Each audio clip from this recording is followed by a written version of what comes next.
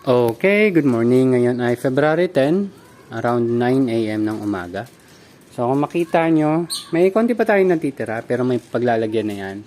Ito, naka-reserve na. Ito yung uubusin natin pero konti na lang. Ngayon, February 10, nag-start tayo mag-harvest ng February 7. So within 3 days, nakailan tayo? 1, 2, 3, 4 na box. So 4... Ganyan, 60 heads, hindi na masama. Pero we can still improve yung sales natin. And slowly, since napapansin ko yung ibang customer din natin, hindi naman din every 2 weeks umu-order. So nagdagdag tayo ng mga other possible clients. Nung nakaraan, linggo, nag-display tayo ng isang box doon sa complex. So naka-meet tayo ng other possible customers, may 3. And yung dalawa pa doon interested magtanim. So, syempre, gusto rin naman natin mag-share ng knowledge. So, sabi ko sa kanila, kung gusto nila, kontakin lang nila ako and I let them, parang tuturuan natin sila.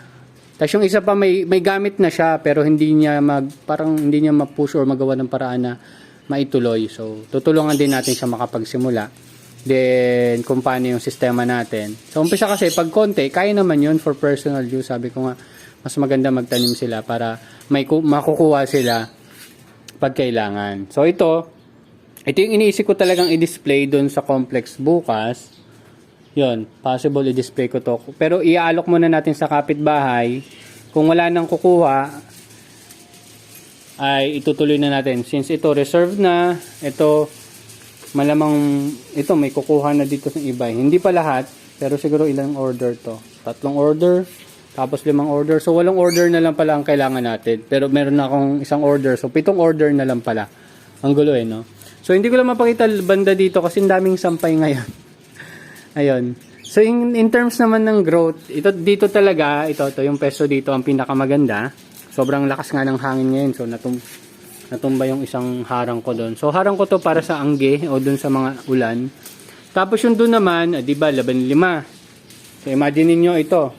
Yung unang 2 layer na malapit dito sa side ko, okay yung tubo. Yung huling layer dito, medyo maliit yung tubo.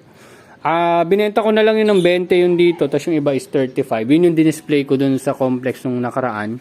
Naubos naman natin. Pero 14 lang kasi yung isa iniwan ko dito sa bahay So 14 yung nabenta natin within 1.5 hours. Tambay lang tayo doon. Hindi nga ako nakapag-walking dahil doon. Pero nag-walking naman tayo ng hapon. So ayun, so konting update lang. So tuloy-tuloy pa rin yung harvest natin ng cucumber dyan, pero hindi na siya ganun ka-productive. Napapansin ko minsan talaga yung ibon, minsan may binuhulog talaga siyang mga bunga. Pero kung mapansin nyo, may mga ibang bunga dun sa ilalim. Pag umusbong, tas nagbunga, mas mabilis silang lumaki sa ilalim. Palagay ko dahil mas malapit sila dun sa ugat. Ayan. So ito, kitang-kita nyo naman tong ating California Wonder. Ang aaralin ko na lang dyan is kung paano ko siya ipuprune. Ano yung tatanggalin natin dyan. Aralin ko pa. Pero baka mamaya or bukas mag-start na tayo ng pruning. Pero yun nga, yung mga ginagamit natin sa ating cucumber tsaka tong sa bell pepper natin is yung mga used nutrient solution na galing dito. So ito, yan, nutrient solution to from Kiss Solution yata to kasi yung una kong hinarvest na galing ng Nutrihydro, nilagay natin dun sa ating container doon. Hindi ko pala natakpan. So yun. So maliban dyan, after natin maubos tong tanim natin dito, ang susunod nating harvest is sa February 22, which is ito na. Ito na. Okay, so hindi ko lang, alam ko nabanggit ko nung last video, pero ang napansin ko pala, ito kasing dalawang lalagyan na to, ito yung pinasobrahan ko ng kaunting nutrient B. Kumbaga, Kiss Solution yan Kumbaga kung 100 ml A and B, yung B lumagpas ng 100 ml kasi nga may natirang konti. Ang ginawa ko, hinati ko sa kanilang dalawa. Ang naging palagay kong drawback, hindi siya kasing green nito. Pero may parang medyo light green siya. Hindi ko alam kung good ba yun or hindi, pero hindi na natin ulit gagawin siguro yun, yung ganong klaseng experiment. Kasi nga, yung micronutrients, mas marami kumpara dun sa macro, yung NPK. So, yung mga micro ang mas marami dito sa dalawang box. Pero makita niyo yung difference. Hindi ko sure kung kita sa video, pero sa actual, medyo mas mapusyaw. Ayan, lalo na yun doon, medyo mas mapusyaw. Parang kakulay niya yun, pero hindi naman sobrang ganon. Yung ating Estrosa, yan. Isa pang gusto kong idagdag sa ating variety, so meron tayong Olmeti, which is Batavia. Ngayon, sinusubukan natin yung Estrosa, which is, ano ba yung Estrosa? Estrosa, hindi ko alam. Pero alam ko, iba yan, ibang variety rin yan. Ito kasing Olmeti Batavia, tas Estrosa. Tas meron isa yung Dabi, which is Lolio Bionda. Yun, yung Dabi, yung isa pa nating, ano. Nakikita ko kasi maganda rin tubo naman mga growers from Rizal, from Nagcarlan. Nakikita ko maganda. And ito naman Estrosa natin, nakikita ko maganda kasi hindi siya nagiging leggy. Yung sinasabi kong leggy, yung pagitan ng mga leaf niya, hindi ganoon katataas. So parang ito lang din, parang Olmeti lang din yung tubo niya. Iba lang yung itsura niya. So, yon. Itsura. Tsaka medyo light yung kulay niya. Yan, isa lang nagiging problem ko ngayon kasi sobrang lakas ng hangin. Yung mga ano natin dito, mga natuyong dahon, yung mga bulaklak nila napupunta dito. Kaya ayan ito Thai basil yata yan Ayan makikita ko yung paglaki kung ano yan. Yung mga umusbong dyan.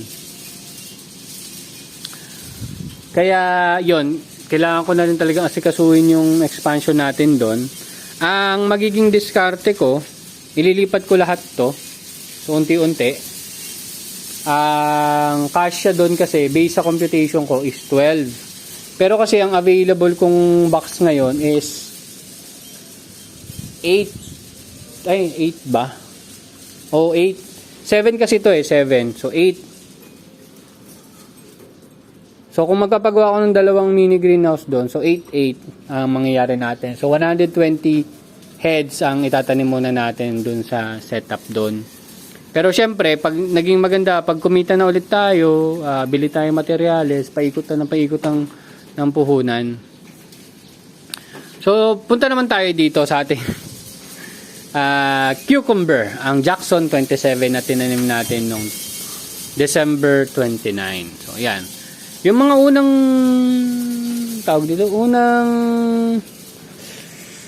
bunga na nakita ko ay medyo nag-abort na. So, siguro hindi pa siya ready. Pero yan, naglalabas na siya ng bunga. Ayun, mukhang lalaki yun. Ayun. No? Nakita nyo ba? Mapapansin mo naman kasi pag nag-abort, pag medyo nagdilaw na siya. Nasaan? Ito. Yan, palagay ko tutuloy yan. So, yan. Nagtatraverse naman siya na maayos. Yan, ginaguide din lang natin ng paminsan-minsan. Yan. So, hindi natin siya tinitrim, guys. Hindi natin tinitrim. So, ito rin. Ito lang mahirap, kumapit siya sa tanglad. Hindi, ayusin natin yan. Iikot natin yan dito. Mamaya ayusin ko. So, yung mga tali-tali niya, itatali natin dito. Sa ating ganyan. Hindi ko pa alam kung paano ba talaga sila gagawa ng trellis. So, temporary pa lang to, part pa rin ng learning. So, okay, medyo nag-jump na ako. Gusto ko lang i-discussion. Di ba bale, na ilipat natin to. Malinis na to. Dito ko gusto mag-practice ng NFT. Yan, diyan tayo magpa-practice ng NFT. Yan, medyo malakas yung hangin na galaw to. Ano lang kasi to yung maganda siguro susunod, ang gagamitin ko na yung takip na rin talaga ng styro para hindi nagalaw. Ayan. Ano lang to kasi patsi-patsi, medyo mabilis ang setup. Pero susunod, meron pa naman tayong mga takip dyan. Ayan, meron pa akong dalawa dyan. So, ibig sabihin, pwede ba tayo magdagdag? So, 7, magiging 8. Tapos, pag okay na yung dun sa atin, okay, naka-harvest na tayo, naka-isang cycle na tayo dun, bili naman ulit tayo ng materials na mga styro boxes. So, papaikutin lang natin pero syempre, pag may extra tayo, ipupush ka agad natin yon. Tapos, ayan. So, medyo iseseryoso natin yung cucumber dun. Magsiset up din tayo kung kakayanin na. Kasi, dalawa lang muna yung tina-target kong greenhouse. Depende kung magkano talaga yung magiging budget natin doon. Or kung magkano yung aabutin ng isang greenhouse. Pero yon, kaya naman siguro yan. Tapos ayan, susunod natin yung isa pang greenhouse, magiging bell pepper naman. Sa ibang technology. Ay, hindi ko pa siguro iaagad-agad yung bell pepper. Baka next year na siguro yan. Kasi kailangan natin pag-aralan eh. Hindi naman pa tayo magaling. Ayan. So, makita nyo yung dulo-dulo yun. Oh, nagkakaroon ng bunga. Ayan, bunga. Yung iba doon, yung ibang bunga doon na harvest ko na eh. Ang dami sampay. Ayan. So, susunod, yun nga, ang plano natin, magkakaroon tayo dito ng NFT setup. Hindi siguro NFT. Baka deep flow technique, DFT ba tawag doon? Yung NFT siya, pero mas sa NFT kasi parang manipis lang na daloy ng tubig. Talagang parang babasain mo lang yung mga substrate tsaka yung ugat nung lettuce mo. Sa DFT, parang nakababad siya ng kaunti. Mas mataas ng kaunti, siguro half inch or 1 inch. Pero pag-aralan pa natin. Pero flowing siya. Flowing. So yan. Siguro, hindi ko sure kung papagawa pa ako ng A-frame or kung anong diskarte. Pero possible A-frame. Kasi ang problema ko nga dito is yung sunlight. Ayan o. Kung pansin nyo ito. Yan, may sunlight dito konti. Medyo na-adjust na ng konti. Dati kasi dito lang yung sunlight eh. Ngayon medyo dito na. So, na-adjust lang konti. Siguro papagawa tayong A-frame dyan, yan, para magandang tingnan, sa medyo mataas. Kasi nasubukan din naman natin magpatubo ng lettuce sa ganyang kataas eh. So, same height, tapos lagyan natin ng layer, pa letter A. Yan. Ang magiging challenge ko na lang siguro kung paano ko didiligan itong mga halaman ko sa likod. Or baka iurong ko na lang ng konti para may space ako doon sa loob para madiligan lang yung mga yan. Ayun, yun yung nakikita kong challenge yan. Yun yung nakikita kong pwede kong gawin. So, itong tali na to, tatanggalin ko yan pag magkakaroon tayo ng A-frame. So, tingnan natin kung ano magiging setup na yon. And hopefully soon or next month is ma-start na natin. Yun lang naman. Yun, tubo-tubo pa rin yung mga ashitaba natin doon. Iba-iba nating tanim. And lumago na naman yung tanglad natin. Napag-abutan na. Ayun lang. So, thank you very much and hopefully more sales and more improvement dito sa ating growing system. Hindi na ganun ka-frequent yung magiging video natin. Pero at least once every 2 weeks siguro, mga ganun. Or depende. Titingnan ko rin kung may mga tanong kayo. Hindi ko pa rin nagagawa yung frequently asked question eh. Pero gagawa tayo nun kasi may maraming tanong in terms of nutrient solution, EC, ppm, anong buto, ano yung styro, ano yung plastic, ano yung cups na ginagamit ko. Ayun pala, speaking of cups, since nagbenta ako dyan sa complex bago tayo magtapos, ang nangyari, mas gusto ng customer na kunin na siya ng buo kasi dinisplay ko siya as ganito. Ganyan nila nakikita yan, gandang tingnan ng presentation. So kukunin nila yan, huhugutin na nila yan. So hindi ko na siya nakukuha sa kanila ito. Which is okay lang naman sa akin, pero yun nga, medyo makakapag-dispose tayo ng ganun. Maliban na lang dun sa mga direct clients natin. So dun sa mga talagang umu-order sa akin, direct clients, hina-harvestan ko sila ng ganyan. Hindi ko sinasama yung substrate tsaka yung container. Especially ito, yung pag ganito yung klaseng container kasi mahal to, 5 piso to eh. Sayang din naman yan. And during expansion, kung kakailangan talaga natin either pa consignment or kausapin yung pwesto diyan ng gulay. Hindi ko pa naman kayang supplyan lahat eh. Yung mga nandiyan sa labas. So baka mag-trial tayo ng ganung setup. Balak ko, since 35 each ko siya binibenta, ibenta natin sa kanila or ibenta ko sa kanila mga 30 pesos per head. Yan. Ganun na lang ang mangyayari. Then, pag nakita natin na maganda yung turnout doon, mag-expand tayo. Habang nag-aaral tayo dito ng DFT system. DFT ang napili ko kasi nga pag nawalan ng kuryente, kahit papano, merong stock na tubig yung mga tanim. Tapos, titingnan din natin kung paano natin sila i-insulate. Ayoko kasi gumamit ng ganitong insulation kasi nagdi-disintegrate yan pag tagal-tagal. Kumbaga, nagbibitak-bitak. Rumurupok. Yan. Gusto ko sana is styro din.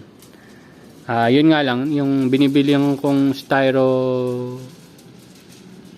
board sa SM, wala na.